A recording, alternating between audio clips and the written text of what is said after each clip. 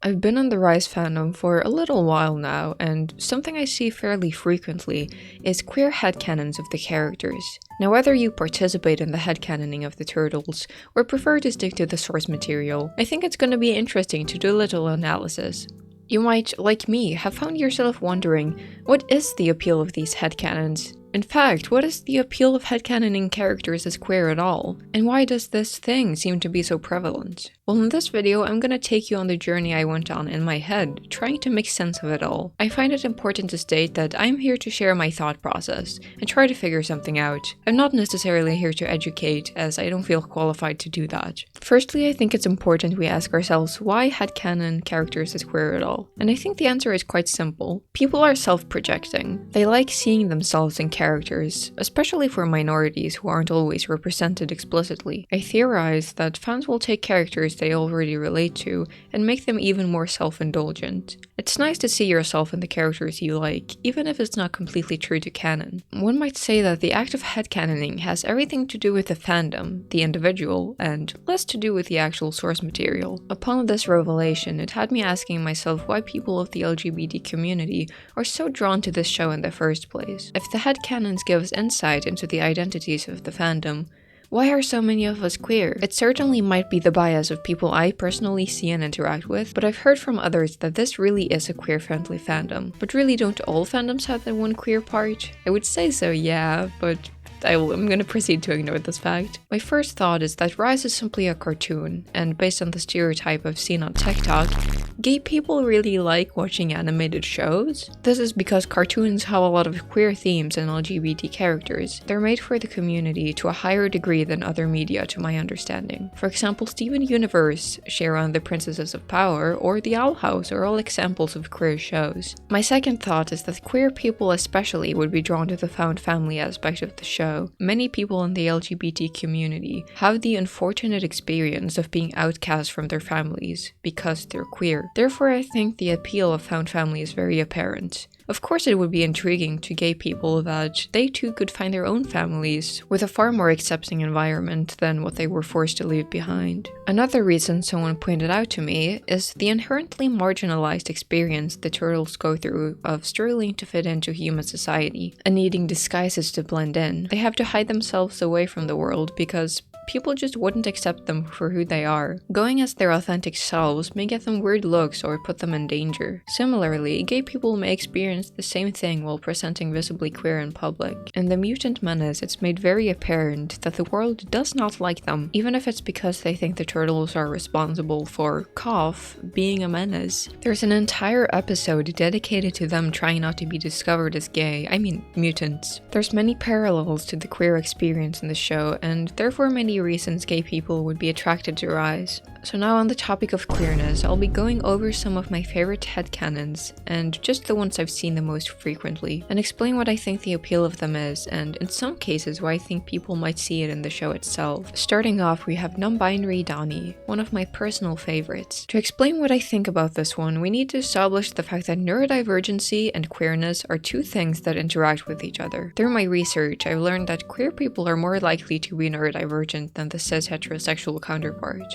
Because of the difficulty understanding social norms that comes with the neurodivergent experience, we are less likely to conform to them. This may grant us a level of freedom when it comes to exploring our genders and sexualities, because we question the established cishet expectation. What I think is happening with the non-binary Donnie headcanon is that Donnie has attracted neurodivergent people with his autistic nature. Since we already relate to him, I figure that he's an easy target to project our genders onto. In my experience, there's a lot of non-binary or genderqueer autistic people, and I think this is something people genuinely might find in the show. As an autistic person, I have a lot of trouble understanding gender as a social construct. The norms and expectations don't make much sense to me. This is something I think other autistic people can relate to, and personally I can see Donnie feeling the same way. I think he wouldn't give gender much thought, or on the other hand, maybe he could even find it frustrating, because it's such a universally accepted thing that he just doesn't get. To provide some examples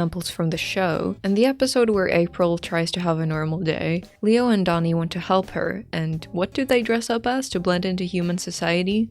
Old ladies, of course. When asked about why it's always old ladies, Donnie replies, Number 1. Comfort. This signals to me that Donnie couldn't care less about how his outfit is gendered, as long as it's comfortable, which supports the argument I've been making about him not caring much about gender at all. Well, now you may be asking, but son, what about that one scene where Donnie goes, Donatello, with a book in his hand, saves the day and proves to everyone that he's the man. He clearly states that he wants to be a man. In the end, I think usually this is stuff we ignore when doing headcanons, but personally I think if Donnie is non-binary and also wants to use the term man, who am I to stop him? The wonderful thing about being non-binary is that you get to make a little stitched together abomination of terms and gender expression. It's not always androgyny, and non-binary people certainly don't owe you a specific type of presentation. Also, I have just been informed that referring to yourself as the man can mean that you are the best and not necessarily a man, but I just took it literally because I'm autistic and now I'm crying. As an extension of the non-binary Donnie headcanon, we also have lesbian Donnie. At least that's how I understand it. Since the lesbian label also includes non-binary people, this just cements Donnie as a woman lover, which I think is pretty cool. On the other hand, I've also seen bisexual Donnie a whole lot, and this is the one I personally like the most, but I don't have much to say about it. Continuing on with Donnie's headcanons, because I very obviously have a favorite turtle, we have Aroace Donnie. I'll explain what that is for the people in the back.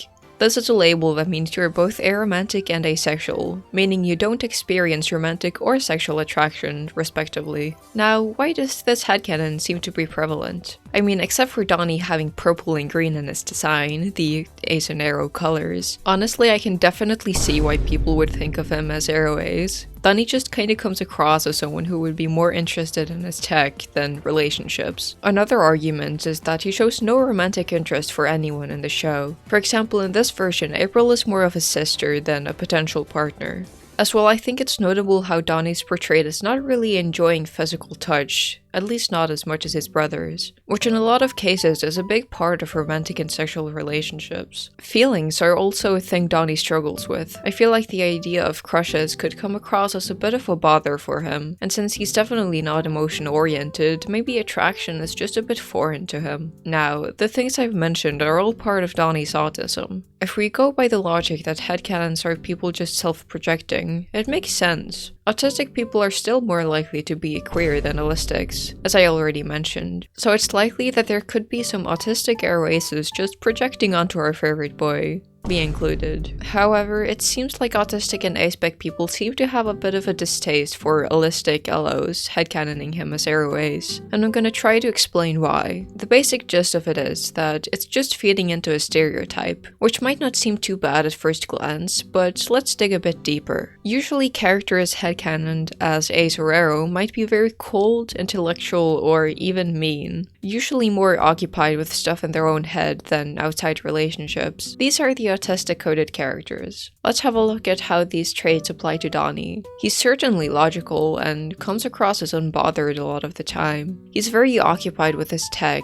and might do mean things, as we see in Donnie vs. Witchtown or in Breaking Purple. In both these situations, he's put in his place by the end of the episode and he learns his lessons. I think a lot of this comes back to whether or not Donnie is good autistic representation, which he is. The problem people have with a lot of these Aroace headcanons placed on autistic-coded characters is that when the character seems so cold, it perpetuates the assumption that aromantic and asexual people can't love, which I must say is very untrue. There's many kinds of love, not just romantic and sexual. For example, aromantic people might get squishes. They're like crushes but platonic. It's when you look at someone and go, OMG, I really want to be their friend, smile. Furthermore, Aroace people can love their families and friends, and this is something we see apparent in Donnie. And that's where we add nuance. Although he might be a walking stereotype, it's made very clear that Donnie isn't completely cold and emotionless. He's not loveless, he cares a lot for his family, and we can see that in his portrayal. Though I get why people don't like outsiders going about this headcanon without the awareness of all the things I just pointed out, it gets a bit stereotypical in a negative way. I have seen a lot of people headcanoning Mikey as Aroace as well, which I think is a good way to switch up the impression we have of Aroace people, since Mikey is quite positive and bubbly, also very touchy, contrary to Donnie. I have also seen Raph headcanoned as asexual a couple of times. I like both headcanons as someone on the different spectrums. For Donnie, I personally do enjoy the Aroace headcanon at times. I can relate to it, but I prefer the bisexual headcanon more because I also identify as bi. That, and I think there could be some interesting content in Donnie trying to navigate relationships as an autistic person, rather than just not experiencing attraction at all. Because, well, relationships are hard. Figuring out the difference between platonic and romantic attraction is hard. It's all hard, and autism definitely influences that. I need to get through this, so let's move on to the next turtle, which is Leo. Out of all the headcanons, it seems like people just universally accept that Leo is a bit gay. I've seen bisexual Leo headcanons as well, but most often, people just assume he's gay and make funny jokes about his queerness. Like, look at this boy! No one who stands like that is straight! People might relate to his flamboyant nature and are just continuing what has already been put down in the show itself. I want to analyze how Leo acts in a gay manner, because I've seen so many people say that every scene with him is just really gay, but I actually don't know how to go about it. I watched the compilations, so I must agree that he is a homosexual, but personally I struggle to understand what makes him come across that way. Maybe it's the fact that he constantly sparkles and glows in the movie, or the fact that he talks a lot with his hands. These are things I've seen pointed out when looking at his queer coding, but I don't know how to go in depth on it. Instead, I'm gonna leave you with this. Wow, you guys are handsome. And tell you about what the fandom has been up to. It seems like Leo is well established as a man lover, a so universally accepted man lover that people gave him a boyfriend from a completely different show. Usagi is a bunny that has appeared in other TMNT versions, though I believe he isn't originally a TMNT character. Leosagi has been a ship in the fandom for a few iterations, and the Rise fan artists have taken it upon themselves to make it happen in this show too. Usagi isn't actually part of Rise of the TMNT, but I frequently see fan-made designs of what he would have looked like in Rise. This Leo is usually shipped with specifically the Usagi from Samurai Rabbit, the Usagi Chronicles, as they are the same age and are both the most recent iterations of their respective franchises. I know nothing about this gay bunny, but I'm just happy Leo gets to have a boyfriend. Often I see them portrayed as both being stupid dorks who love puns, and I just think that's really sweet. My point with this is that Leo is really gay, and everyone kinda knows it. The next headcanon is transgender female to male Leo. I've honestly seen all the turtles headcanon as trans, but I think I've seen Leo the most, with Mikey and Donnie in a close second. I do, however, really enjoy trans Raph as well. I assume what's happening here is that the trans people of the community saw a boy and went, yes, he's just like me for real. Unlike non-binary Donnie or gay Leo, I'm not quite sure if you can say, yeah, he just gives off those vibes, but I really have seen this headcanon a lot. I think we all just want to be Ninja Turtles who are also boys. And oh god, is it just me? Am I the one projecting? I'm supposed to be conveying what I've seen, not what I feel. Yeah, this is a bit of a personal one for me. As someone who experiences gender envy for Leo, and quite honestly the other turtles as well, the trans headcanon brings me a lot of comfort. Because if he is allowed to just exist, and be comfortable in his identity, as well as achieve his transition goals, then why can't I? Why can't I? I mean, the turtles literally live in the sewers. I don't know where they got the testosterone to transition, but I'm happy for them, I said without a hint of desperation in my voice. I feel like I've seen less angsty dysphoric trans Leo headcanoning and more stuff along the lines of, sometimes he just forgets he's trans. Oopsie. Something about how casual trans Leo is just brings me a lot of comfort. There's a sense of hope in seeing that he has something I'm jealous of and going, oh, we're the same. He's trans too. He's like me, chuckle. I also think it's notable as a trans mask to see that the turtles don't have flat chests. It's unusual for me to find characters that aren't completely flat to be gender, and there's probably something to be said about self-acceptance here. I've seen some people discuss the fact that Leo's turtle species has sexual dimorphism, meaning the males and females look different. Apparently, male red-eared slider turtles darken over time, while the females maintain their brightly colored markings for longer. character. I've seen this used as an argument to say that Leo is AFAB because he still has quite bright colors, and his markings remain, but I'm not quite sure how that works with mutant turtle aging. There's also sexual dimorphism within the plastron of the turtles. The male's plastron slightly curves in, while the female's is completely flat. I don't really know how to apply this to Leo's design, because he's just kinda quirky like that.